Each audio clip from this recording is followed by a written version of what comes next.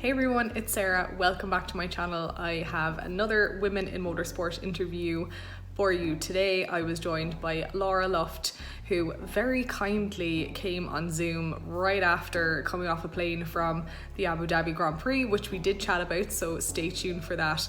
And she also spoke about how she's managed to be super resourceful in her own career as a driver, as a F1 expert paddock host, as a commentator. This woman does it all. Stay tuned and comment below to let me know what you thought of this interview and what you'd like to see next. Firstly, Laura, thank you for joining me literally fresh off the plane from Abu Dhabi. You were there at the Grand Prix yesterday, and I'm literally dying to know, like, what was it like to witness, honestly, the incredible scenes that the rest of us kind of saw on our TV yesterday? Yeah, hi Sarah, and thanks for inviting me. And yeah, kind of fresh. I'm pretty fresh not, but just try to overcome the jet lag. No, it was pretty amazing, to be honest. As I was working there, we couldn't roughly see the start, so I just saw it on delay where my position was. So then at this point, I knew that Lewis was in the front. From this moment on, we were completely kept in our activities, and I didn't care, to be honest, because I was saying, well, if Lewis is not in the front, then what should I just watch the race for? Because I'm a huge Max fan, to put it like straight away from the beginning. So I was like, all right, then this is over. And then we came back from the activity, literally the last 2 laps. And I ran up the stairs right in front of the TV, and I was like, what is this now? So because I heard that Latifi crashed into the wall, I was like, okay, this is a safety car now. What's gonna happen?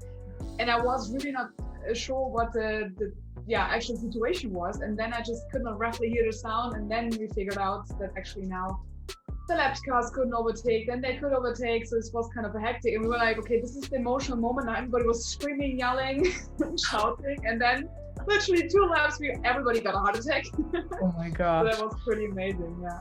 Yeah, and it was so dramatic even afterwards, the way it went on and on. It's quite strange, yeah, I think, for a sporting event to sort of like go on and on for that long afterwards. It seemed like very strange. So I'd imagine the atmosphere was kind of weird as well afterwards.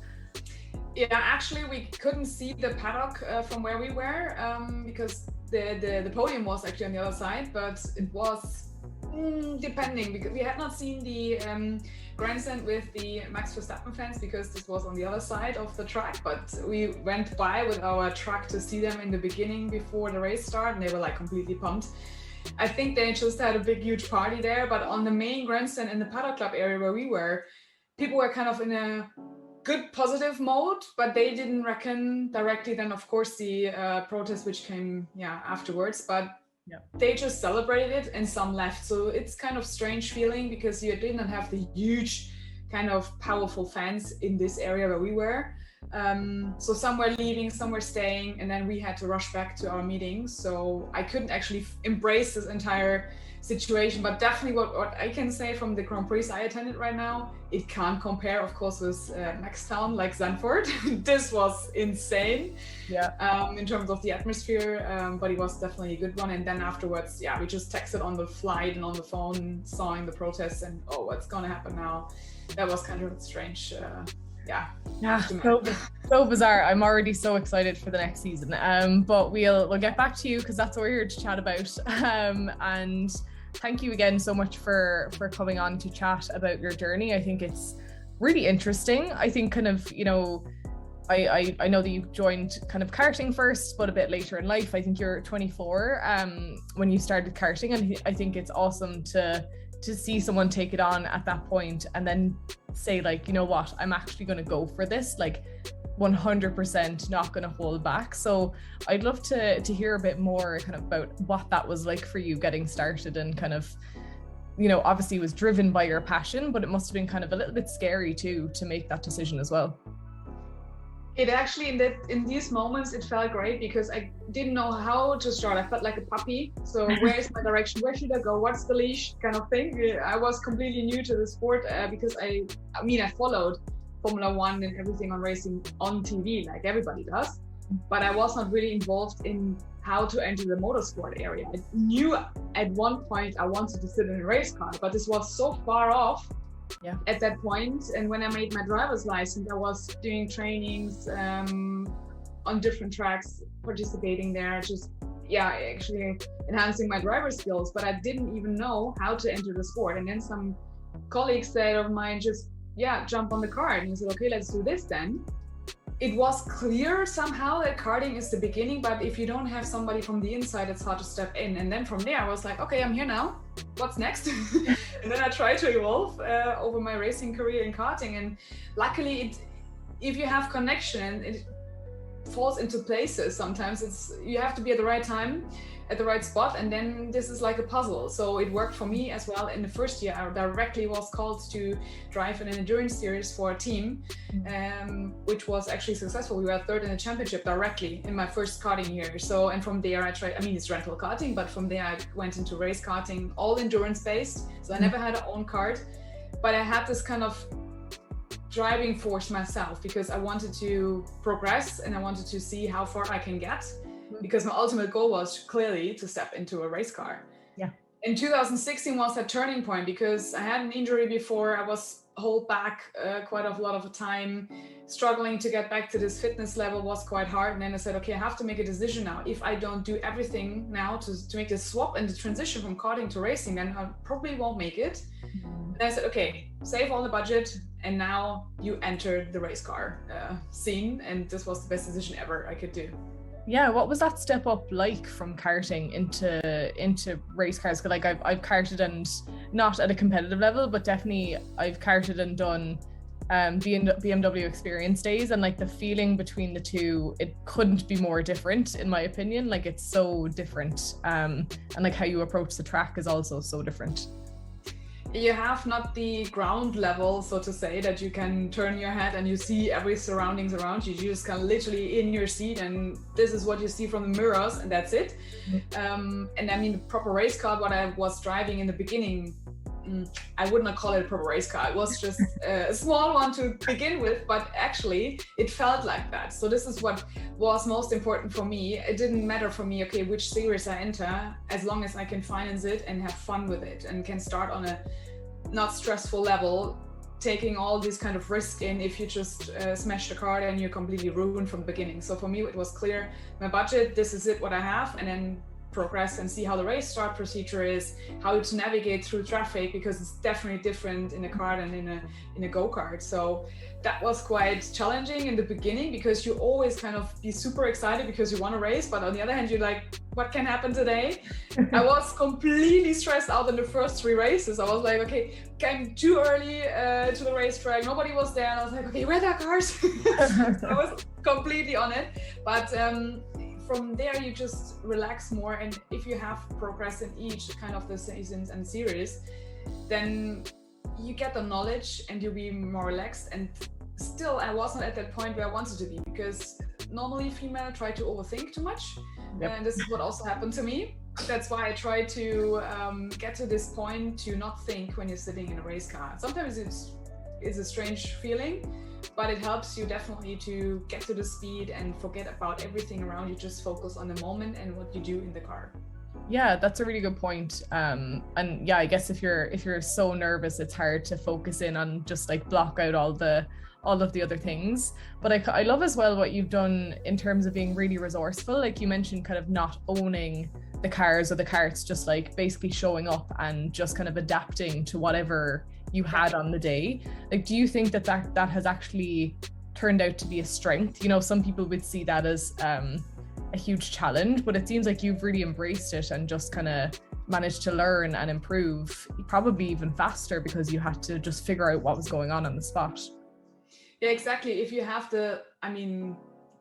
if you're lucky, so to say, if you have your own cart or your own car, and you just frame it around your driving style, then it's definitely easier, because you are the only person, maybe also in sprint racing or in sprint series with go-karting, you have your own cart and you can just do whatever you want with it. But if you are an endurance racer, you always have to keep in mind that the cart is not the same when you come from rental. It's definitely always like pushy, because they have a spread from 2 to 3 seconds. Horrible sometimes. You just really have to squeeze everything out of it. You don't know what the setup is on a car if you share it with your teammates, and you have to work together to find a balance. But for me to honestly, when I'm now on the Nordschleife racing there, the car which we are driving is fixed setup. So this is done in the beginning of the year, and as we are not a fixed team, we cannot really change much, to be honest. So that's why we have sometimes 3 different cars. They are all like the B-level cars, meaning people jump in from race to race because they can't finance a full season. So you always have to work with different teammates and with different car setups because they feel different. And I think this is a strength, because right now, whenever I jump into a new car on a new racetrack, I always have to adapt quickly. And this is what is actually helping me more at this stage. I would love to have a great setup, which is only perfect for me, but it keeps me I progress faster, to be honest, in a shorter amount of time. That's what you said. This is truly right. And this is why I appreciated that I have the ability to learn fast. Absolutely. And I will kind of go back as well to what we were talking about at the beginning with the Paddock Club work that you've done as well. I think that's something that people would be really curious to hear about. Like, I'd love to know what a sort of day in the life, in that role looks like at a Grand Prix weekend.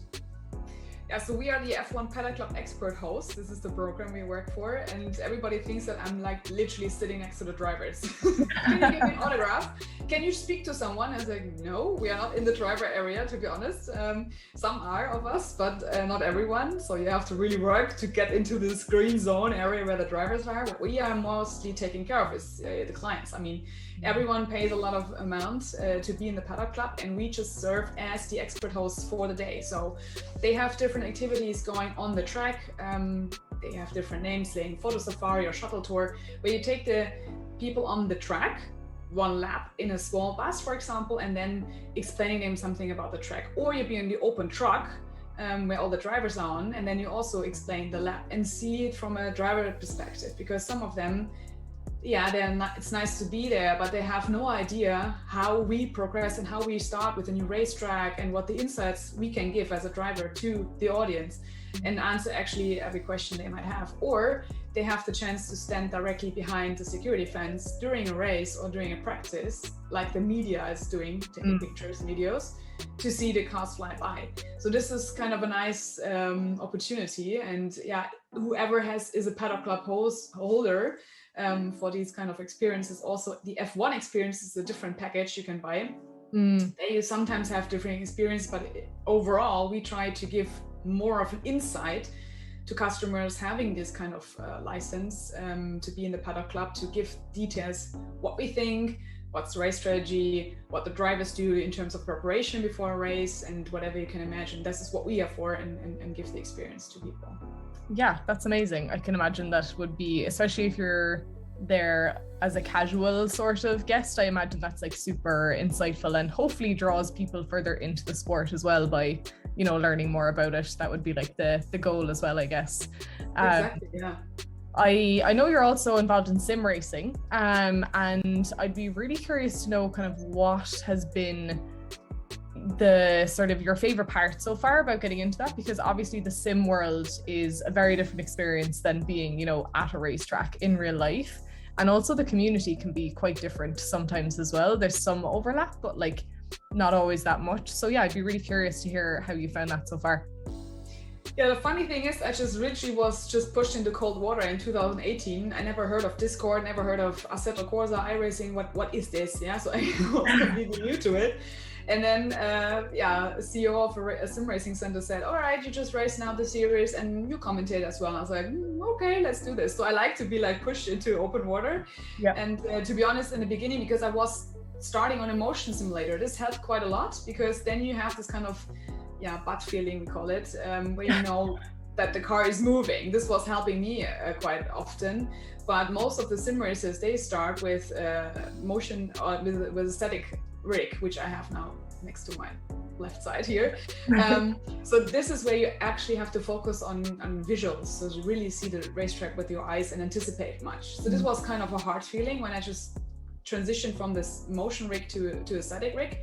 And also the simulations are very different. So I started with Assetto Corsa, which was kind of for me the best to train, because that was where my car was actually in the mod on the sim, and I could train on the Nordschleife. This was mainly my focus to train for my real racing in the beginning. Although I participated in championships or endurance racing, this was more like preparing for each single race, and a different car was more of an effort, and still is, because my time is so limited to just prepare for a full sim season and real season. This is kind of time consuming, but I mostly use it for training, and I'm lucky that now we have the opportunity. I wish I would have it earlier than just karting, because if you transition from sim racing, you are actually on the track with the car you want to drive, and you can also be faster in learning, as you can put a setup through when you have it, and you can try to play around with it. So I'm now pretty lucky that I can train on the simulation. And as you mentioned, the difference between sim and real racing, luckily I think that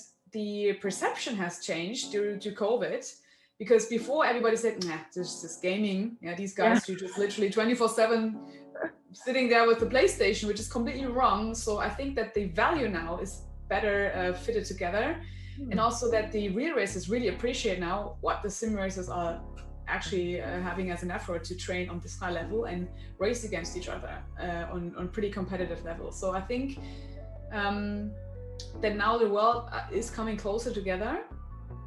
Still, you have a different kind of attitude sometimes, because I mean, it doesn't cost so much in the sim. Of course it can, but compared to the price level you enter, there's a huge range of what you can do with a simulation rather than stepping into a race car. So I think that there's still these kind of rivalries between those who say, yeah, I just start with sim racing, not having huge budget, but I can still progress to a real racer. And most of them dream of this, and it's still working, right? So you can see that a sim racer can also progress to a real racer. And I think this is nice that this mix comes together, and we don't bash each other for this and that. So motorsport only works, in my opinion, if we are united together, in that sense that nobody is different. We are all trying for the same goal, working together and doing what we love in this sport. 100%. And I think it would make it more accessible too if people could see drivers coming from different backgrounds. So, you know, like you said, maybe they began as a sim racer rather than necessarily going through the traditional karting route, which is obviously still kind of the most established one, I guess. Yeah, I totally agree. I think the more acceptance we can have and the more kind of mixing we can have between all the different groups, I'm definitely in favor of that for sure. I do love that you kind of work and kind of compete in both the physical and the virtual sides of motorsport. I think you're in like that really nice gray area where you can kind of see the benefits of both. I'd love to know if you've seen any difference in the female representation between the virtual and the physical, and, you know, maybe what would be like, if you had a magic wand, what would be the one thing that you would do to try and increase female participation in motorsport? It is a great question, and I love this one, because right now we actually see that many females get into the sport, and also thanks to the SimGrid having this More Female Racer program, which is pretty nice. Maybe not everybody heard of it, but this is actually a nice one to start. If you haven't been racing, you can pair up with another female driver and get support and race in a proper season, or you can get a male join your female team. So this is quite an opportunity to bring more females into the sport, and they also form now networks. We have WhatsApp groups where everybody is completely across the world combined together, and start an initiative to bring also the young ones into the sport. Because again, if you are lucky and you have enough budget, you can start with karting. And always when we are meeting at the Sim Racing Expo or other fairs where we talk about real sport and sim sport, many just ask me how they should start, and some give up quite early when they see that they have so much financial issues coming from karting. And then what do? You can't enter the formal sport because this is insane what you have to bring as a budget. So then they stop, or they say at a specific amount of time, I have to pause because of uni and studies and everything, and you just cannot come back later. But with sim racing, you always be visual if you compete in a championship. And as this has now a big platform, this is actually a good time to start with sim racing and going from there. So we have many new young talents coming into the sim racing world, which is great. And from the physical standpoint of view, there's always a question we get asked. I mean, sim racing is yeah, it can be a sport in terms of sitting in a motion simulator for 24 hours, which some colleagues really do. They sit 24 hours in the simulation, horrible. But yeah, you can just do whatever you want. And as long as you have your great setup and somebody who helps you with that, it's not a problem, to be honest. It's not super cheap, depending on the platform you race on, but literally with a setup of, let's say, 2,000 or 3,000 euros, you can actually drive on a kind of okay-ish level. And if you are racing in formal sport, yes, of course, there are some physical barriers, some might say, but to be honest, women can also be super bodybuilders. I don't think that this kind of disadvantage now has to be like put into the front, because that's actually not true from my perspective. And that's what many females say to me when they come from the formal sport. They say, yeah, it's physically demanding, you have to work even harder to get to that level, but it's reachable. Yeah. And only the mind is your limit. This is mostly the case. So you might be physically completely just destroyed afterwards, when you come out of the race car, but you still can physically manage to finish the race. And even in GT sport, I mean, depending on the G-force you have on the car, and if you drive a lower class, to be honest, we have some people who have not ever seen a gym. Yep. Some of them. So go there, ladies or men, it doesn't matter who you are. It's not so difficult, and you can still drive a race car, even though you might not have the best fitness level. So I think the disadvantages, some might say in the future or in the past, it's all now mixed together, and you actually can do it, because I think there is no limitation in that sense. It's just your mind.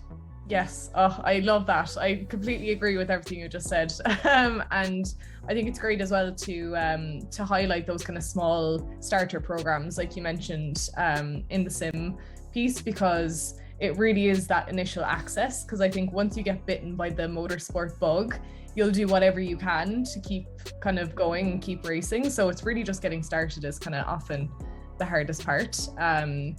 I loved as well, I was looking through obviously your website and your social media, and I saw that your kind of slogan is passion per definition, and I absolutely love that. I would be so interested to know kind of how you came to that, like what it means to you in terms of how you approach things, whether that's like, you know, a kind of more work piece or whether it's the driving piece. Yeah, actually, funny story, because normally every race car driver has the thing that they say, I'm doing this because I'm passionate. That's classic. But sometimes, and this is what everybody told me, when I'm sitting in a go-kart, when I'm standing at a racetrack, not even racing, but if I'm in this motorsport world, I become like a completely child. So I'm like, my eyes are just sparkling and I'm completely in this world. And I feel so lucky and privileged that I can do this, that everybody can see how passionate I am, really enjoying it to be there. Some say, okay, they would be paid and they have to do this. You can sometimes also feel that they're tired of traveling around the world and just race from another race, but I'm not kind of fed up, because I do this for myself.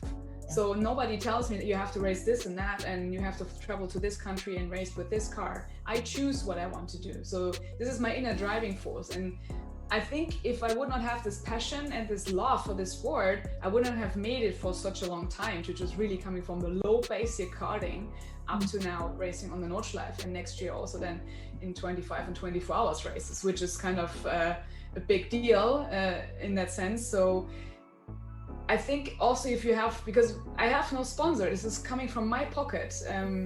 Some really would give up at a point, and I always got this question. I mean, how can you make this with not so much budget? You have to work your ass off, to be honest. So sorry for the expression, but it is like that. So I literally work 24/7 to get the budget together myself. But then I can say, this is for me. And everybody told me, you're like a badass when in terms of passion. Nice. This is why I said, okay, it has to be like this. This is my slogan. Otherwise, it's not working. 100%. I love that so much. Absolutely. I always finish with a 5-round finisher. So it's like 5 quick fire questions that we'll run through to finish it off. I would love to know, number 1, what is your dream racetrack that you would love to drive at? Actually, it's Bathurst, to be honest. Probably I will never make it there, but I love the challenge. So hopefully one day maybe my next dream comes true. Yes, exactly. Fingers crossed. And then what's your favorite track that you have been able to be at so far? Yeah, I'm pretty biased. I have been to some racetracks, but for me, definitely Nordschleife is unbeatable at the moment because this is epic and it makes so much fun to drive there, and it's demanding. It's the most dangerous track in the world. Everybody says they want to be there, so I can only say this is my favorite one right now. Amazing. And who do you think will be the stronger partnership next year, Max and Checo or Lewis and George? Oh, tough question. Also, I'm biased completely. I love it. I'm sorry.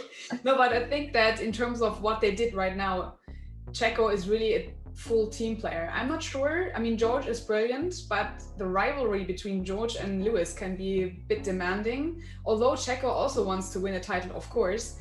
He's more of a wing buddy, I would say, for Max, and in terms of how they play together. Because I think, and this is what we have seen in the past, Lewis is the alpha male, and if another alpha male like George, he is definitely wanted to become the alpha one, is coming into the team, everyone struggled. Nico struggled, Bottas struggled. Hopefully George will give him like a full-fledged kind of answer and say, well, I also want to be number one.